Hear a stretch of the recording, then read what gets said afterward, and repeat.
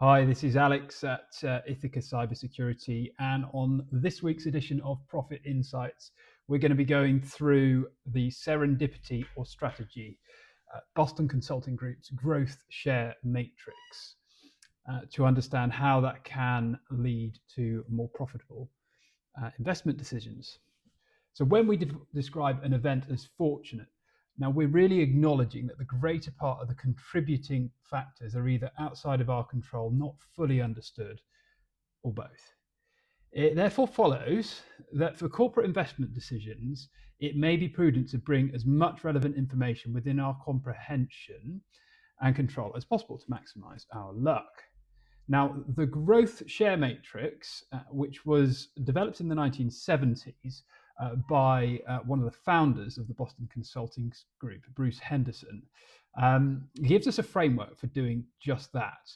Now, the framework's used as a decision-making tool for selecting the investment opportunities that we want to choose, and they are actually the investments that will deliver 80% of all societal benefits, not just in terms of monetary investment value, but all societal benefits, and the associated, obviously, excesses that capitalism can produce. Now, in this edition, I will attempt to persuade the reader. I'm reading off of my column. The the viewer and the listener, dear listener, that fortune plays a really large role in most of the outstanding corporate success stories. And the bit that fortune doesn't have any influence on can probably be explained with the aid of the growth share matrix. So without further ado, there is a case for serendipity. As I've mentioned, it plays such an extraordinary role in the success of all of our ventures. And in his brilliant analysis of the corporate life cycle, the guru Aswath Damodaran, so he's the professor of finance at NYU Stern and has a very large online following. He challenges the Harvard Business School and McKinsey's orthodoxy for describing the common traits of successful CEOs. Damodaran points out a glaring omission within their school of thought, the pertinent failure to acknowledge the role of luck. Now, he finds out, and I found it odd that there's no questionable qualities listed on the successful CEO list, especially given the evidence that overconfidence seems to be a common feature among CEOs, and that it is this overconfidence that allows them to act decisively and adopt long-term perspectives. When those bets, often made in the face of long odds, pay off, their makers are perceived as successful. But when they do not, the decision makers are consigned to the ash heap of failure. Put simply, it is possible that the quality binds together the most successful CEOs the most is luck. A quality that neither Harvard Business School, of course, or McKinsey, or indeed any of the rest of us can really quantify, pass on, or teach. So that was a quote from his book. Do check that one out. It's a brilliant one. I'll put the link in the description below. And Aswath is not on his own. He is in really, really good company. His academic counterpart at Stanford University, of good to great fame, you probably remember Jim Collins, and I think his colleague Bill Lazier. They conducted interviews with the CEOs of 11 great companies, quite famously. I think this was back in the late 90s, early noughties. And analysed for their good to great case study. Again, another one I'll link in the comments, a fantastic kind of foundational piece of business literature if you haven't caught that already. Now, the CEOs interviewed here were at the helm of the listed companies that sustained returns more than 3 times or more the S&P 500 average. Now, this is the key thing, though, over 15-year period. And when questioned, these CEOs put a big premium on luck. So they would deflect the attention from themselves and they'd say, well, we got lucky.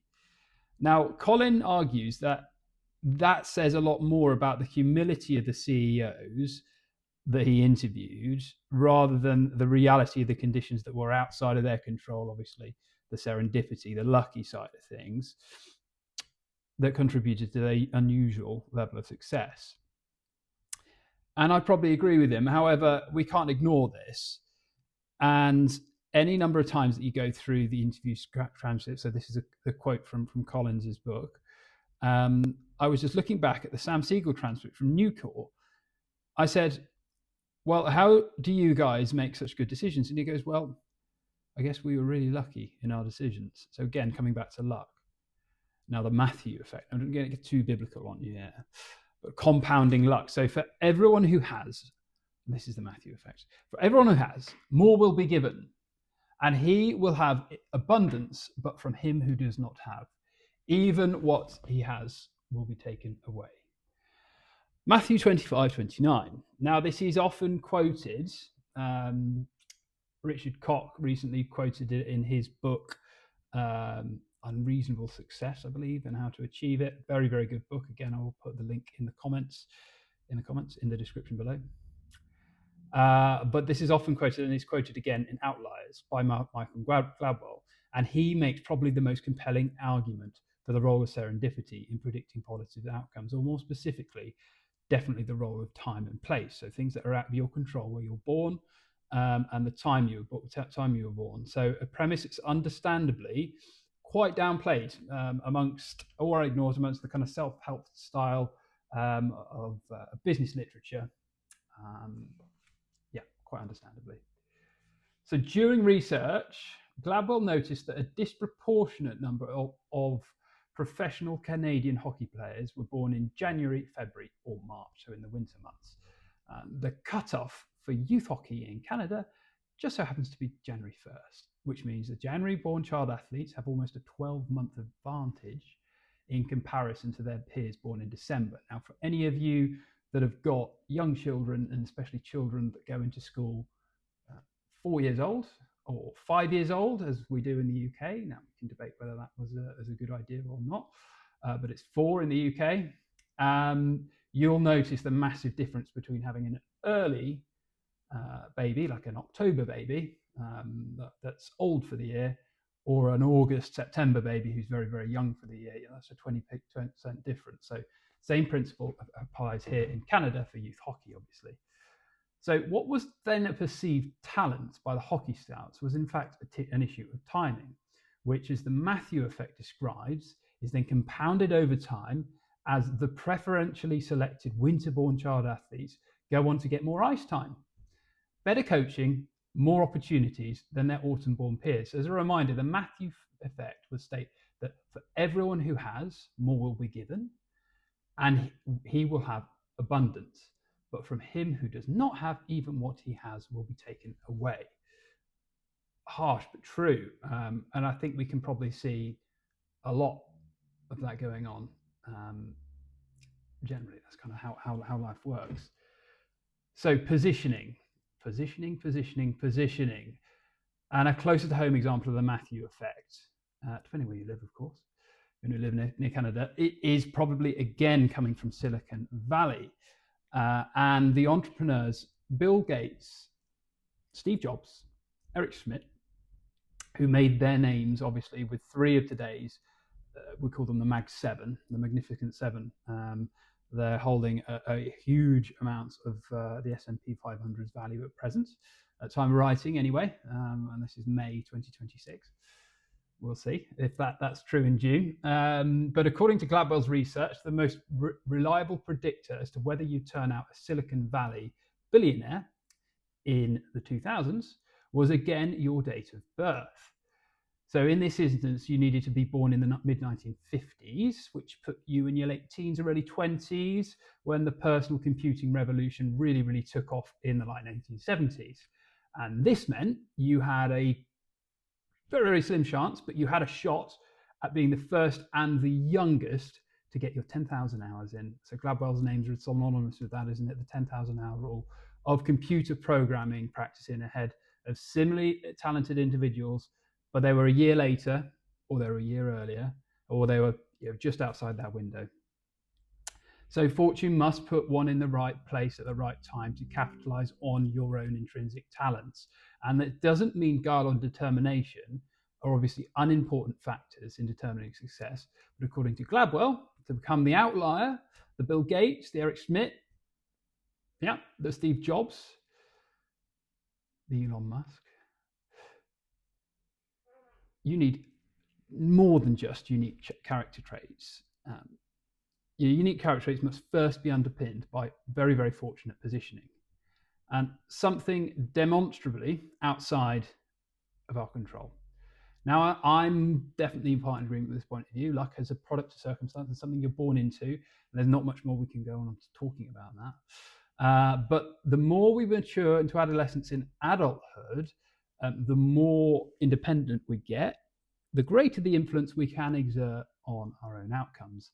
So the country you were born into, the family you were born into, the values you were brought to uphold, the social and economic status of your parents, absolutely huge, massive factors in determining your success. But there is definitely an underlying complexity and nuance that's often very, very hard to unpick. And there are definitely plenty of outliers that do buck the trend. They don't fit with Gladwell's model of luck. Margaret Thatcher, for example, who will famously, the shopkeeper's daughter, isn't she? And went on, maybe in part thanks to the Falklands, but had a hugely successful in reversing the decline of socialism, just like Nigel Farage is about to do by the looks of it in 2027. Fingers crossed. So my parting gift, the Growth Share Matrix. Now, if luck is a product of circumstance, then all outlandishly lucrative investment opportunities should fit neatly into the top left box of the Growth Share Matrix. Now, that's not going to mean much to you without a visual. So go and have a look at the visual. This matrix, designed and utilized by the Boston Consulting Group's founding partner, Bruce Henderson, challenged much of the contemporary investment dogma, asserting that margins and cash generated are a function of market share. High margins, high market share, they go together, are intrinsically linked. So if you control the market, you can control the margins. Does make sense, doesn't it? Furthermore, the growth share matrix, as outlined in the illustration, I'll put a link to this article, puts all the emphasis on the product or service attaining star status and the subsequent fight to maintain its leading market position, thereby justifying higher and defendable margins as the product or service transforms into a cash cow. Now, when the high growth phase inevitably evens off, so we go from star business transitioning over to cash cow, when the growth rate evens off, you're the market leader, you've got the market share, and you're justifying your own margins. So it becomes very, very profitable. Now, to qualify as a star business, the venture must meet a few qualifying criteria. It must be the market leader in a niche. So that niche is you've either created a new niche or you're in a niche that already exists. So to create a new niche, probably the most likely outcome for any entrepreneurs watching, the product or service must be unique or a material variation on the existing product or service that has unique benefits to the customer. It must also be very difficult to copy. For example, Hoover could have been the old star. Is it now a dog or a question mark? How many Hoovers do we sell? Dyson, present style, transitioning into cash cow, perhaps? Shark, the new challenger, question mark, challenging star. Yeah, we can see how the life cycle evolves. We have innovators, we have disruptors, they move through the growth share matrix, and they control the margins. Now, that niche is created or entered must be growing, that's the third rule, must be growing at least 10% per annum, leveraging the enormous power of compounding growth. What was that? Albert Einstein appropriately said that compound interest is the most powerful force in the universe. He probably didn't say that, did he? But it's a nice quote. This framework, as later put into hugely profitable practice and then expanded on by the investor, entrepreneur, and writer Richard Koch, is summarized. Richard Koch is summarized in his excellent book, The Star Principle, which I commend to you. Second of his books I've commended to you in the past 15 minutes. So both the positioning of time, place, and resources, gifted or not, Though fortunate and the positioning by design are premier factors in determining the return on capital and, more importantly, the wider social impact of the venture. Neither positioning through fortune nor positioning through design can be viewed in isolation. But when we reflect on the prior entrepreneurial or investment opportunities through the lens of the Growth Share Matrix, we can perhaps go some way towards explaining some of those lucky breaks that we've all had along the way. And with a bit of luck, perhaps we can also encourage their repetition. Thanks for watching the first episode of Profit Insights. I hope you enjoyed. Please subscribe and follow, and I look forward to seeing you in the not too distant future. Any feedback, please ping it below in the comments. All the best.